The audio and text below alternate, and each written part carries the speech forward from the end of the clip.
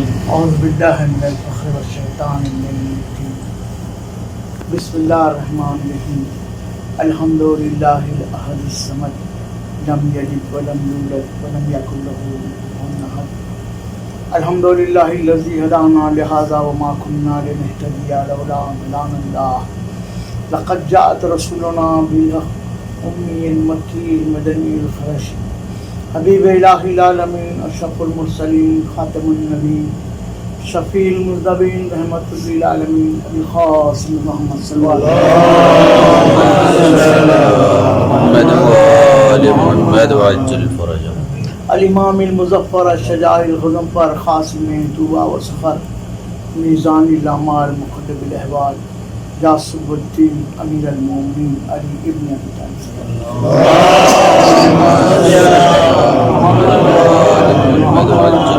وعلى أهل بيت الطيبين الطاهرين المعصومين المظلومين ولعنة الله على أعدائهم أجمعين من ليل هذا إلى قيام يوم الدين أما بعد قد قال الله تبارك وتعالى في محكم كتابه ومن خير كتابه وقوله الحق بسم الله الرحمن الرحيم قل لا أسألكم عليه أجرا إلا المودة في القربى صلوات اللهم صل على محمد وآل محمد وعجل. ساری تعریفیں اس ذات واجب کے لیے ہیں کہ جس نے اس عالم امکان کو محبت محمد آل محمد میں پیدا کیا اور کائنات کی ہر شے پر محمد آل محمد کی محبت کو واجب قرار دیا. بے شک. اور یہی اس آئے وفی ہدایت کا ترجمہ بھی ہے کہ رسول کہہ دیجیے میں اجر نہیں چاہتا، لیکن اللہ جو کہ خالق کلام ہے، دیکھیے جب کوئی گفتگو کی جاتی ہے تو اس کے معیارات ہوتے ہیں، جتنا بلند علم ہوگا اتنا بلند معیار ہوگا. کیا کہنا ہے؟ تو جو سب سے بلند و بالا ہے اگر وہ کسی کی توصیف کرنا چاہے تو پھر وہاں تک فکر بشر کی پہنچ مشکل ہے. اسی لیے اللہ نے ایسے الفاظ کا انتخاب کیا جو کہ اس نے اپنے کلمے کے لیے رکھے تھے. لا اور لا کے درمیان میں مودت کو رکھا. قل لا اسألکم، جیسے لا الہ الا المودت. کیا کہنے؟ واہ واہ. لا اور الہ کے بیچ سبحان اللہ محبت اہل بیت کو رکھ کے بتایا کہ جو عظمت اللہ کی ہے اس کو ذہن میں رکھتے ہوئے ویسے ہی محمد آل محمد کا احترام ذہن میں رہے، ویسے ہی عظمت رہے محمد آل محمد کی. اور پھر یہ جب آیت نازل ہوئی تو اس کی شان نزول بیان کی.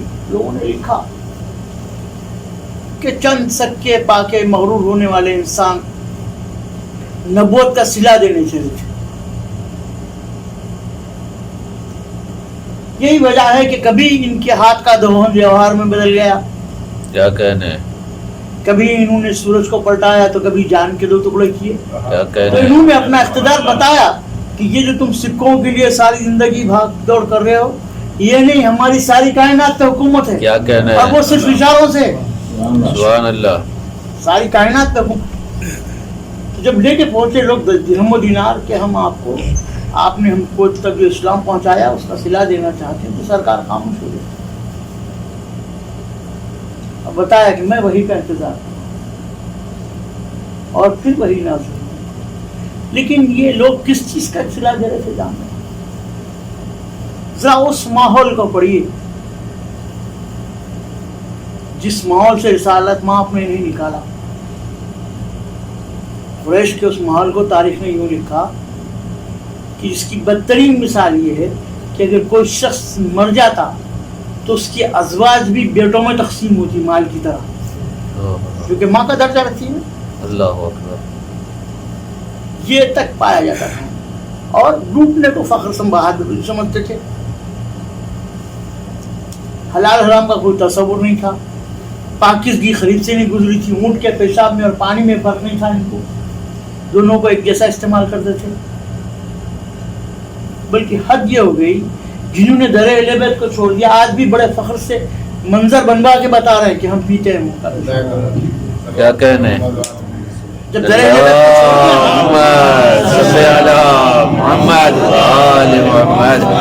اہل بیت سے جب دور ہو گئے تو رزق سے اللہ نے وعدہ کیا ہے تو ایک سوال لوگوں کے ذہن میں ہر دور میں رہا کہ بھائی یہ سب کچھ آ کر پھر لوگوں نے مانا کیوں نہیں, تسلیم کیوں نہیں کیا؟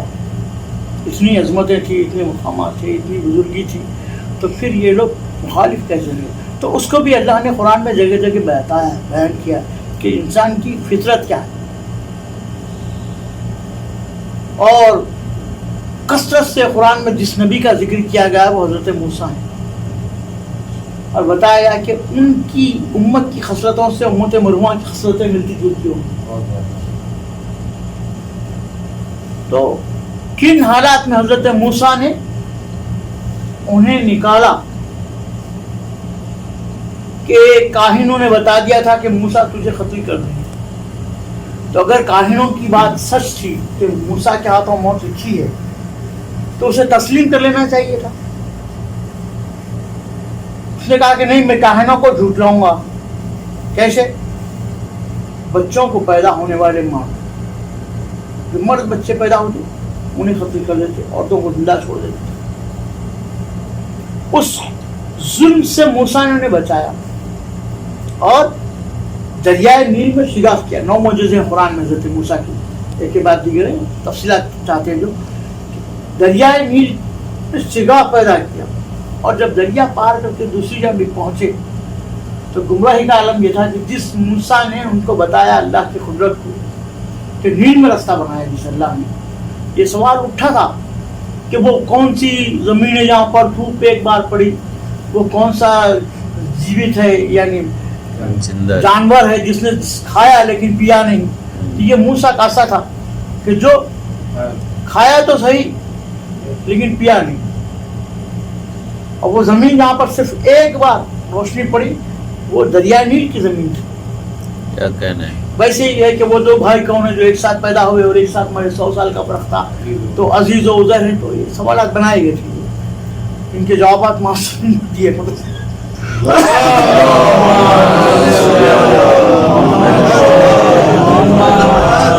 تو معجزوں کو دیکھنے کے بعد نہ ماننا یہ فطرت سے بشر ہے. اچھا پھر بھائی معجزہ ہوا کیوں جب ماننے والے نہیں تھے؟ تو یہ حجتوں کو تمام کرتا ہے اللہ تاکہ عذاب کا مستحق قرار ہو. ماضی میں کسی مجلس میں نے پڑھا تھا کہ جو اللہ اکبر کی آواز آتی ہے نا اذان کی, اس کے 2 اثر ہیں. یہ رحمت بھی ہے اور یہ آپ کے لیے عذاب کا بھی قرینہ ہے. رحمت اس وقت ہے جب آپ لبیک کہہ کے مصلی کی طرف جائیں. کیا کہنے, واہ واہ واہ, اللہ اکبر کی آواز آپ کے لیے رحمت ہے اس وقت جب آپ لبیک کہہ کے مصلی کی طرف جائیں. اور جب آپ کرمٹ بدل کے سو جائیں تو پھر یہی سوال ہوگا کیوں ہم نے پیغمبر نہیں بھیجایا تھا, آواز نہیں پہنچی تھی کانوں تک, کیوں ہماری اطاعت نہیں کی؟ تو پھر یہی اذان کی آواز آپ کے گناہ کی گواہ ہو جائے گی. بے شک. تو یہی آپ کے لیے عذاب کا باعث ہو جائے گی. بھئی اگر کسی سے کہہ دیا جائے کہ عذاب اذان ہے تو کوئی مان لے گا؟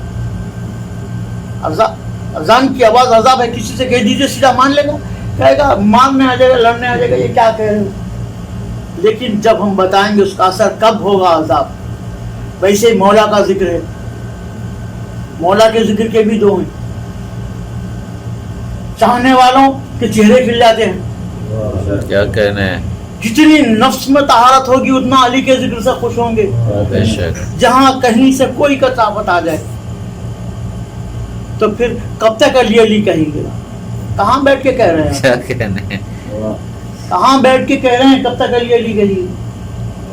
میں نے ایسے خطیبوں کو بھی سنا ہے مجبوراً کہ جو ممبر پہ گئے اور اتر گئے, ایک بار بھی علی کا نام نہیں لیا. بیٹھ گئے تھے محفل میں, جا کے پھنس گئے ہماری قوم میں, اور فخر سے کہتے ہیں میں نے 1.25 گھنٹے کی تقریب میں ایک بار علی نہیں کہا. یہ تمہاری بدبختی ہے کہ تمہیں نام لے لیتا ہوں.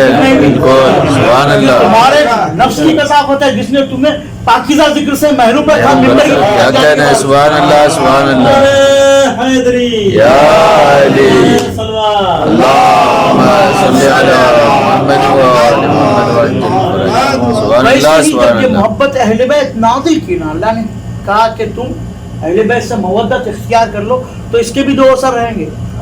قرآن میں آگے بڑھ کے کہہ دیا ثم لتسألن یومئذ عن النعیم, پھر اس دن ہم نعمت کے بارے میں سوال کریں گے. دیکھیے قرآن میں دن کا جو ذکر ہے نا وہ بہت کم موقعوں کے لیے ہے، اور سب سے زیادہ دن کا ذکر جو ہوا ہے وہ قیامت کے دن کا ذکر ہوا. اچھا پھر اس سے اگر ملانا ہے نعمت کو تو پھر غدیر کا دن الیوم،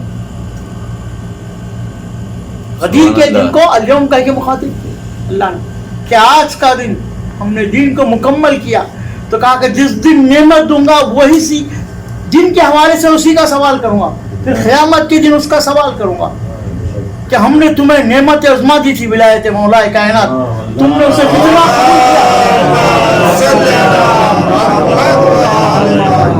تم نے اسے اپنے نفس کے لیے کتنا قبول کیا، کتنا فیضیاب ہے مولا کائنات سے اور کتنے دور رہے.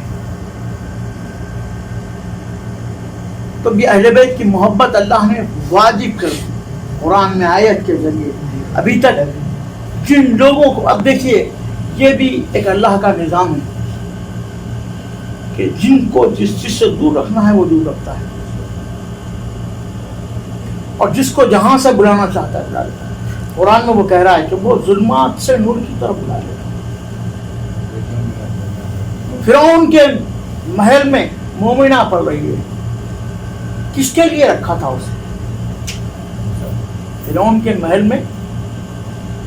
اور دیکھیے قرآن میں دو یتیم بیویوں کے نام مشکل سے، ایک حضرت مریم کا ہے، سارا کا ہے، ایک آسیہ ہے. سارا کا ہے، دو ہی بیویوں کے نام قرآن میں.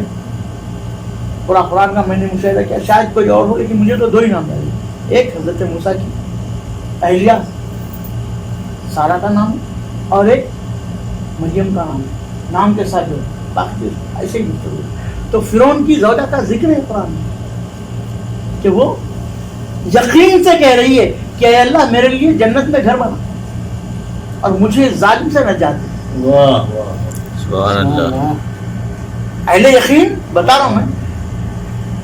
یہ کیوں ذکر کیا اللہ نے فرعون کی بیوی کا قرآن میں اور کہا کہ اس مان کے ساتھ کہہ رہی ہے خدا سے کہ میرے لیے جنت میں گھر بنا اور اس ظالم سے مجھے نجات دے. تو کہہ رہی ہے فرعون کی زوجہ کہ یہ بتانے کے لیے کہ موسیٰ جس کی آغوش میں پہلے وہ گود پاک تھی،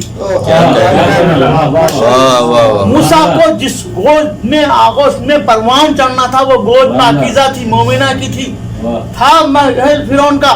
لیکن موسیٰ کی ذمہ داری جس کو دی تھی اللہ نے، اس کے دل میں ایمان کا نور تھا. سبحان اللہ. تو موسیٰ کو جس کے صدقے میں نبوت ملی وہ نبی کے لیے آپ کہہ رہے ہیں کہ اس نے دودھ پلایا جو کبھی ایمان نہیں لائی تھی، کیونکہ ایمان کا ذکر ہی نہیں ہوا تھا. سرکار نے تو 40 سال کے ہونے کے بعد کہا نا قل لا الہ الا اللہ بتفلحوا، تب یہ کہہ رہے ہیں کہ داعی ہے ایمان. اچھا وہ کہہ دیے. اب ہمارے پاس ستم ظریفی یہ ہوئی کہ جب ہم شروع آئے تھے سعودی عرب میں تو مدینے کی زیارتوں کے لیے جب گئے، ماشاء اللہ سے میں تقریباً 20-30 مرتبہ زیارتیں کی مدینے کی. تو چپے چپے سے تو دائی حلیمہ کا گھر بھی بتایا گیا، یہ حلیمہ سعدیہ کا گھر، یہ رسول اللہ کی دائی تھی. اتنا پکا جھوٹ بنایا گیا کہ ایک گھر کو منسوخ کر دیا گیا کہ یہ کون ٹوکے گا، کون ٹوکے گا. بھئی موسیٰ کے لیے تو ماں سے وعدہ ہوا کہ ہم تم پر لوٹائیں گے بیٹے کو. موسیٰ کا دودھ پلانے کے لیے ماں آئے، پرورش کرنے کے لیے مومنہ ہو. ابو طالب دو قدوں سے گزرے، ایک دائی حلیمہ جو کہ اسلام شروع ہونے سے پہلے مر گئی، دوسرے ابو طالب جنہوں نے کلمہ نہیں پڑھا. کیا ستم ہے مسلمانوں کا، اللہ اکبر، کیا ستم ہے. کل میں نے ابو طالب کے ایمان کا ذکر تو کر لیا.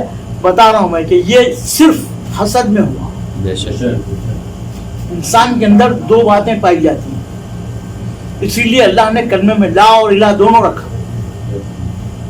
پہلے نفی کرو تبرہ کو جو سمجھاؤ کہتے ہیں تو یہیں سے کہتے ہیں نا کہ کلمے میں تبرہ ہے کہ پہلے دوسرے خداؤں کی نفی کرو پھر اللہ کو مانو، وعدہ اللہ شریک کو مانو. بے شک اسی طرح پہلے دشمنان اہل بیت سے برات اختیار کرو پھر تم پاکستانی سبحان اللہ. ادھر بھی ادھر بھی نہیں، ادھر بھی بڑھ رہا ہوں ادھر بھی نہیں. بھائی وہ بھی تھے جہنم کا ایندھن. کس نے ان کے وجود سے انکار کیا؟ ابلیس سے انکار کر سکتا ہے کوئی؟ अच्छा इब्लीस को कोई दिखा भी नहीं सकता, वो गैर मरई, इब्लीस को तो गैर मरई को भी मान लेते हैं। हमारा इमाम जो कि नजर आता है, मुजस्सम जिस्म भी रखता है, हमारे इमाम को मानने के लिए कहा गया, दूसरा कहा था कैसे हो? अरे भाई जिस खालिक ने इब्लीस को हयात दे दी, वो क्या एक हादी को हयात नहीं दे सकता? क्या कहना है, सुभान अल्लाह सुभान अल्लाह। एक हादी को हयात नहीं दे सकता। नहीं, आपकी बात समझ में नहीं आ रही है, कैसे समझ में आएगी? तो इस बात को कौन समझा कि बात समझ में कब नहीं आती? क्या कहना है, इसको कौन समझा? तो इसको वही समझा सकता है जो अल्लाह की तरफ से इल्म लेके आया। बेशक सुभान अल्लाह। तो इमाम हुसैन ने आशूर के असर में इस बात को समझाया है। इमाम का जो आखिरी खुतबा है फौज शाम को मुखातिब करके, उसमें अपनी अजमतों का इकरार करवाया। कहा क्या तुम्हारे दरमियान रसूल की यादगार में नहीं हूँ? सबसे मुतबरिक, सबसे मुकर्रम, सबसे मौज़म अल्लाह ने क्या मुझे नहीं बनाया? सब ने कहा कि हाँ सारी हिस्मतें हैं आपके। फिर मेरे खून के दर पर क्यों? तो कहा कि तुम अपने पेटों को हराम से भरे हुए, ये मैसेज आज का है, मुझे कुछ ना कुछ मैसेज देने का हुक्म भी है, और ये मिंबर का तकाजा है कि इरशादात मासूमीन तो पहुंचाया जाए। तो देखिए आप, सारे अमल जहाँ जाके हफ्त हो जाते हैं, जैसे कि जिसके दिल में अली की मोहब्बत नहीं, उसका कोई अमल कबूल नहीं। लेकिन कोई गासिब अगर कुछ करे तो अली भी उसे कबूल नहीं करते, उसकी मोहब्बत। ये बात बताओ, गासिब के किसी अमल को मौला पे कबूल नहीं करते, क्योंकि एक वाक़या मिला, मासूमीन ने बताया इसे। एक क्या कई वाक़या थे, बस एक वाक़या है कि इमाम मुर्शिद काज़िम अलैहिस्सलाम का दौर,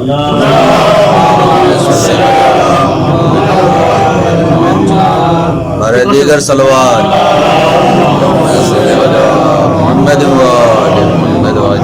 इमाम मुर्शिद काज़िम अलैहिस्सलाम के दौर में ये हुआ कि हारून रशीद जिसने जब था इख्तियार पे आया था, मंसूर दवानी ने जहर दिलवाया इमाम जाफर सादिक अलैहिस्सलाम। उसके बाद इमाम का दौर शुरू हुआ।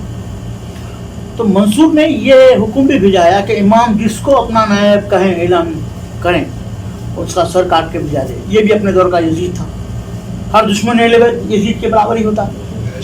तो उसने कहा कि इमाम ने पहला नाम तेरा ही लिखा है।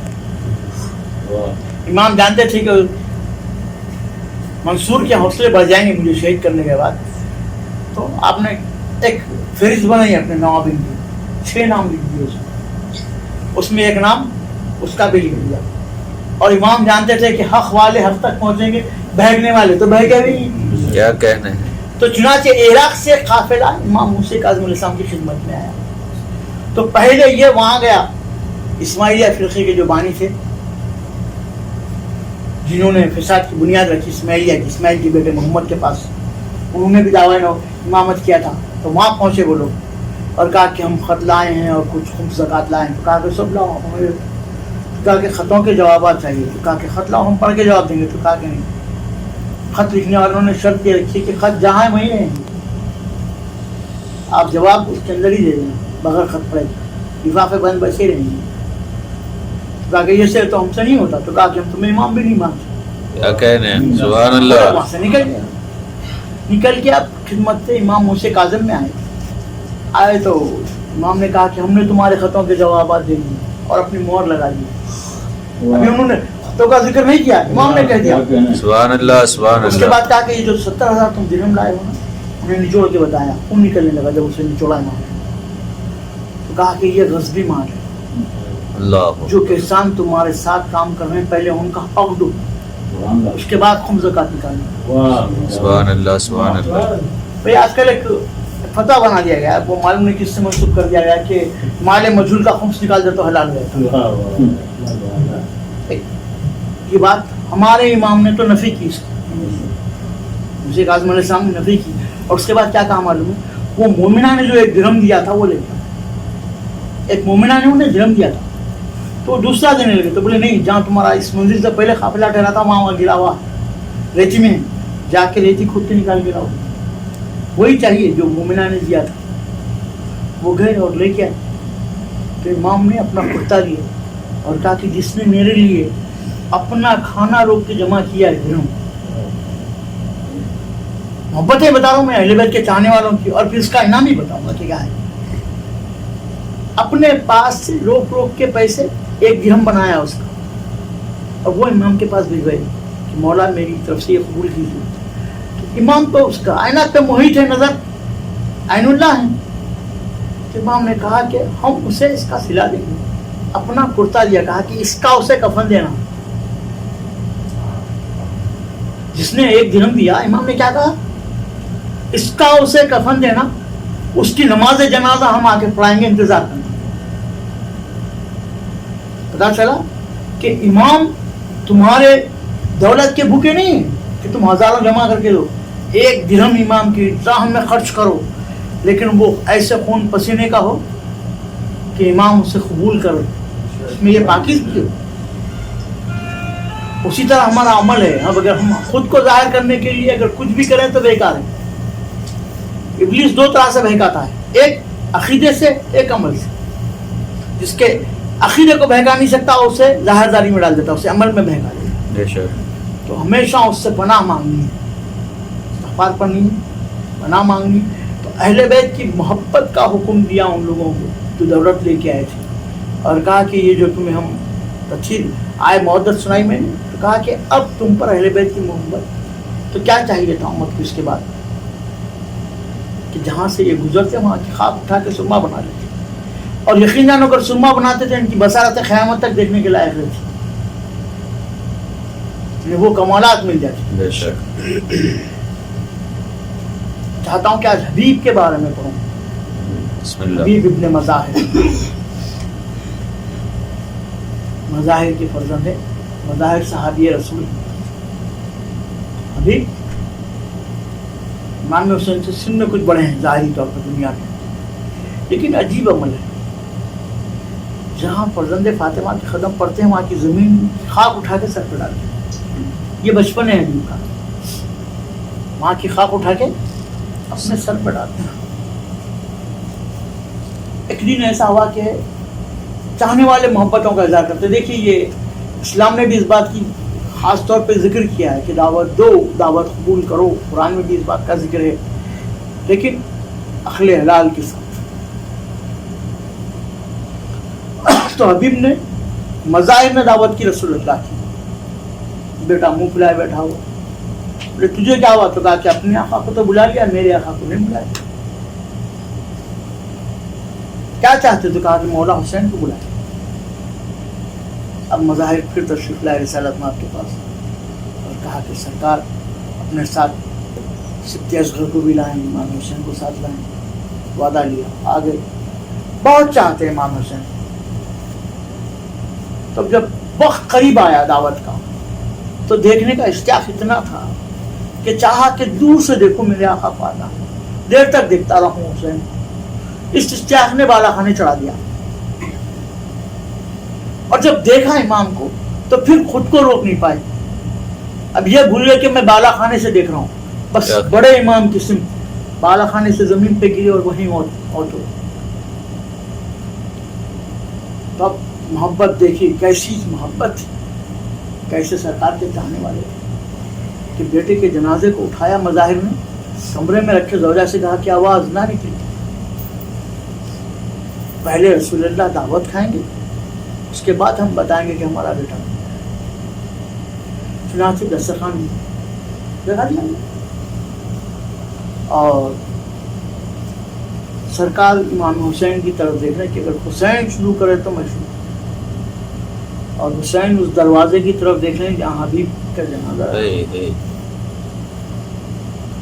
جب کافی دیر تک دسترخوان بچ گیا لیکن کھانا شروع نہیں کرتے، تو مظاہر نے ہاتھ جوڑے کہا سرکار آپ شروع کریں.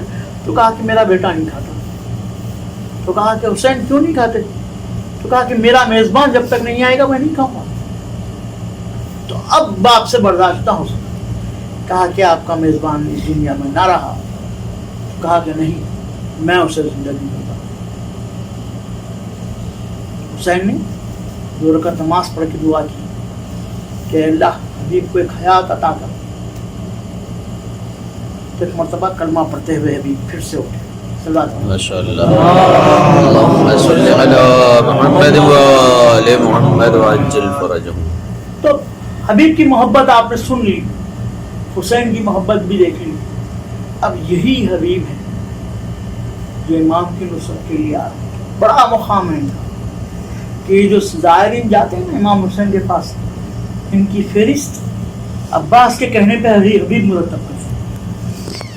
عباس کہتے ہیں حبیب لکھتے جاتے ہیں نام کہ جتنے زائر ہیں کون آئے گا ضرور، اور اپنے حرم میں حسین نے خاص مقام بتایا ہے کہ جہاں دفن کیا جائے، میرے قریب میرا حبیب ہے، اور محبت ہے حسین سے بتایا ہے۔ تاریخ کہتے ہیں کہ کوفے کے بازار سے گزر رہے ہیں، دیکھا کہ تلواریں بنی جا رہی ہیں، نیزے بنائے جا رہے ہیں، خنجر تیز کیے جا رہے ہیں، کہ اس قدر اسلحہ کیوں بن رہا ہے؟ تو مسلم ابن حسین نے کہا کہ نہیں جانتے یہ سب فرزند فاطمہ کو قتل کرنے کی تیاری ہے۔ تو خیزاب خریدا تھا حبیب نے، زمین پہ توڑ دیا، کہا کہ اب حبیب خون سے خیزاب کرے گا، یہ تھا ارادہ نصرت کا، لیکن انتظار تھا کہ حسین بلائیں گے۔ چنانچہ ہوا ایسے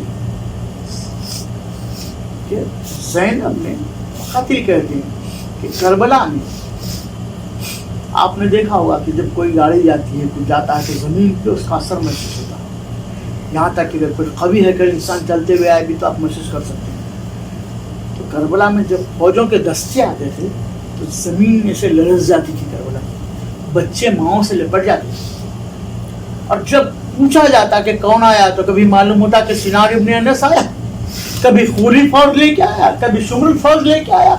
جب اطلاع ملتی کسی قاتل اطلاع ملتی کہ فوج کے ساتھ آیا تو زینب نے کہا کہ بھیا سارے لوگ آپ کے مخالف جمع ہو رہے ہیں، کیا کوئی آپ کے دوست بھی ہیں جنہیں آپ بلا سکے؟ تو کہا کہ ہاں ہیں۔ تو کہا کہ آپ خط لکھیے۔ تو حسین نے 2 خط لکھے، ایک مسیب کے لکھا اور ایک حبیب کے۔ مسیب کا واقعہ انشاءاللہ کسی تاریخ میں سناؤں گا تفصیل سے۔ حبیب کے پاس قاصد اس وقت محتاج جب حبیب کھانا کھانے کے لیے بیٹھا، ایسا کہ ایک مرتبہ لقمہ گلو گروایا، نہیں دل میں پھنس گیا لقمہ، تو کہا کہ کوئی مجھ سے ملنا چاہتا ہے۔ اتنے میں دخل باب ہوا، اٹھ کے گئے دسترخوان سے، کہا کون؟ تو کہا کہ برید الحسین، حسین کا قاصد ہے۔ اس کے ہاتھ چومے کہ تو نے میرے مولا کا خط لایا۔ اب لفافے کو پڑھا، سر کو جھکا ہے وہ خاموش آ رہے۔ زوجہ نے پوچھا کیا بات ہے؟ تو کہا کہ خط آیا ہے، اور تمہیں تجسس زیادہ ہوتا ہے۔ پوچھا زوجہ نے کس کا خط ہے؟ تو کہا کہ فاطمہ کے بیٹے کا خط ہے۔ جیسے یہ سنا اس نے کہا میرے آقا نے کیا کہا ہے؟ تو کہا کہ میں فوجوں میں گھر چکا ہوں۔ حبیب تمہیں ہماری دوستی تو یاد ہے بچپن کی، میں چاہتا ہوں کہ تم میری نصرت کے لیے آؤ۔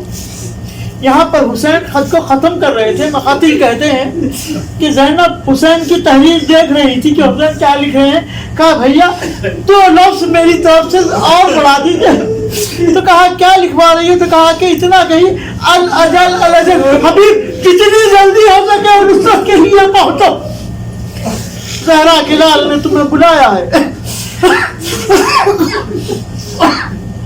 تب پوچھا زوجہ نے کہ تمہارا کیا ارادہ ہے؟ تو کہا کہ میرا ارادہ کیا ہے؟ میں تو تمہارا چہرہ دیکھ رہا ہوں کہ اگر میں چلا جاؤں گا تو تمہارا کیا ہوگا، تمہارا خیال کون رکھے گا؟ یہ سننا تھا کہ تاریخ کہتی حبیب کی زوجہ اپنے مقام سے اٹھ کے کھڑی ہو گئی اور کہا کیا کہہ رہے ہو تم؟ میرے لیے فرزند فاطمہ کو چھوڑو گے؟ تم میری آبا اور کے گھر میں رہ جاؤ، میں حسین کے نصرت کے لیے جاؤں گی۔ تو حبیب نے کہا کہ نہیں بندی، میں تو صرف تمہارا امتحان لے رہا تھا، میں خود جاؤں گا۔ اس کے بعد آپ نے اپنے غلام کو بلا کے کہا کہ میرا رہوار لے کے جا، گھوڑا لے کے جا، اور میری زراعت جو پیچھے ہم کے باہر ہوتی تھی زراعت، تو کہا کہ کوفے کے باہر جہاں میری زراعت ہے وہاں پر گھوڑا لے کے میرا انتظار کر، میں ایسے نکلوں گا جیسے رات کے وقت کوئی اپنی زراعت کو دیکھنے کے لیے نکلتا ہے، کیونکہ ابن زیاد کی حکومت ہے اور میسم شہید ہو چکی ہے۔ یہ وہی ہے یہاں کہ بس کوفے والے خوف زدہ ہیں چاروں طرف سے کہ ابن زیاد دشمن اہل بیت۔ اب جب وقت قریب آیا نکلنے کا تو جو وقت دیا تھا اس سے کچھ دیر ہو گئی، غلام کو جو وقت بتایا تھا اس وقت سے تھوڑا سا دیر ہو گئی حبیب کو پہنچنے میں۔ تو دیکھا کہ کوئی گفتگو کر رہا ہے، تو حبیب رک کے سننے لگے کہ گفتگو کیا ہو رہی ہے۔ اب جو سنا تو حبیب رونے لگے۔ غلام گھوڑے سے کہہ رہا تھا کہ اے گھوڑے تو کیوں آنسو بہا رہا ہے؟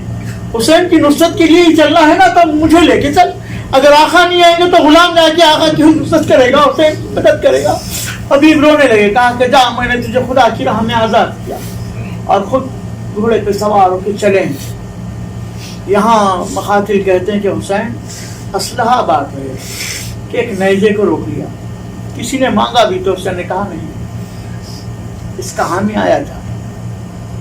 اتنے میں حسین نے کہا کہ چلو، وہ جس کا انتظار ہے آیا۔ جب حسین نے کہا نہ چلو تو اصحاب، انصار، بنی ہاشم سب خیموں سے نکلے اور میدان کی طرف بڑھے، جدھر سے کہ غبار آ رہا ہے، ایک سپاہی آ رہا ہے۔ جب ایک سناٹا تھا گیا، جہاں پہ لوگ تھے وہاں پر خاموشی آ گئی، تو زینب کو بیٹھے نہیں، تو ایک مرتبہ پوچھا پلٹ تاکہ فضا پتا تو کرو کہ یہ لوگ گئے کہاں، واقعہ کیا ہے۔ تو فضا نے کہا کہ بی بی مبارک ہو۔ سب حبیب کے استقبال کے لیے آگے بڑھے۔ اب جب یہ سنا نا حبیب آئے ہیں، تو کہا کہ فضا جا کے کہنا حبیب سے کہ زہرا کی بیٹی نے سلام کہا ہے۔ مقاتل کہتے ہیں کہ جب حبیب قریب پہنچے، حسین استقبال کر کے سینے سے لگا کے لے آ رہے تھے، تو ایک مرتبہ فضا پہنچ کے کہا کہ حبیب تم بڑے خوش نصیب ہو کہ تمہیں علی کی بیٹی نے سلام کہا ہے۔ جیسے یہ سنا نا کہ علی کی بیٹی نے سلام کہا، حبیب نے منہ پہ تماچے لگائے اور کہا کہ اللہ اکبر، کیا وقت آ گیا، رسول راضیہ ہمیں سلام کہنا کہ بیوی اب سلام نہ آئے۔ یہ ہے وہ حبیب۔ اور اس کے بعد شب عاشور حبیب کا خطبہ ہے۔ امام حسین کے خطبے کے بعد حبیب نے خطبہ دیا ہے، اور اس خطبے میں کہا کہ اگر 70,000 بار اللہ نے حسین کی رفاقت میں، حسین کے ساتھ میدان کارزار میں جنگ کرنے کا موقع دے تو ہم 70,000 بار حسین پر قربان ہونے کے لیے تیار ہیں۔ یہ وہ جذبہ ہے، اور یہی حبیب جب عاشور کا دن نمودار ہوا تو ظہر کا وقت آیا۔ جب ظہر کا وقت قریب آیا تو حسین کو ساتھی نے وقت یاد دلایا کہ اب وقت ہو گیا ہے کہ نماز پڑھی جائے۔ تو ایک مرتبہ حسین نے کہا کہ تمہارا شمار نمازیوں میں، اپنے صحابی کو دعا دی جس نے وقت کو بتایا ہے ظہر کی۔ ایسے میں جب حسین مصلی کی طرف چلے، ایک لائن نے گستاخی اور کہا کہ حسین اگر نماز بچا سکتی ہے تو پڑھ لو۔ بس یہ جملہ حبیب کو گرا دیا۔ کہا کہ نماز پڑھوں گا لیکن اب آپ کے جبت کے ساتھ نماز پڑھوں۔ یہ کہہ کے تلوار سونتی اور میدان میں چلے گئی۔ تاریخ کہتی ہے ضعیف تھے، لیکن اس کے باوجود بڑی بہادری کے ساتھ حبیب نے جنگ بہت تلوار چلائی ہے۔ اور اس کے بعد یہاں تک کہ حسین نے نماز تمام کی، ان کی تلوار چلتی گئی۔ اور جب حسین نے نماز تمام کی، اس کے بعد گھوڑے سے زمین پر آئے ہیں تو حسین پہنچے ہیں حبیب کے قریب۔ تو دنیا کا دستور تھا جب کوئی گھوڑے سے گرتا، کسی کا وقت آخر آتا تو اس سے وصیت پوچھی جاتی کہ بھئی کیا وصیت ہے۔ تو حبیب سے کسی نے پوچھا کہ تمہاری وصیت کیا ہے؟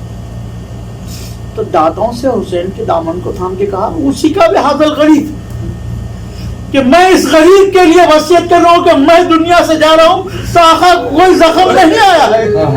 میں کہوں گا جب عصر کا ہنگام آئے گا تو حسین حلمین کی صدا بلند کر کے کہیں گے آئینہ آئینہ حبیب ابن مظاہر، آئینہ آئینہ مسلم ابن حسنہ، آئینہ آئینہ ابوالفضل العباس، آئینہ آئینہ علی اکبر، لیکن کہیں کوئی جواب دینے والا نہ ہوگا۔ سودا کی راہ سے تڑپ رہے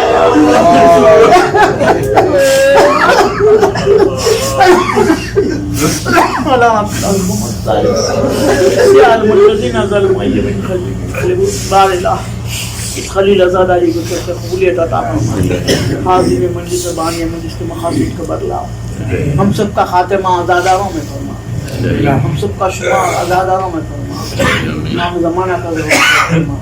ہم سب کو ان کے ناصروں میں شمار فرما الہی آمین بار الہ روح زمین پر جہاں جہاں زیادہ ہیں ان سب کو اپنا تحفظ عطا فرما الہی آمین دشمن اعضاء کو نیست و نابود فرما الہی آمین ماتم حسین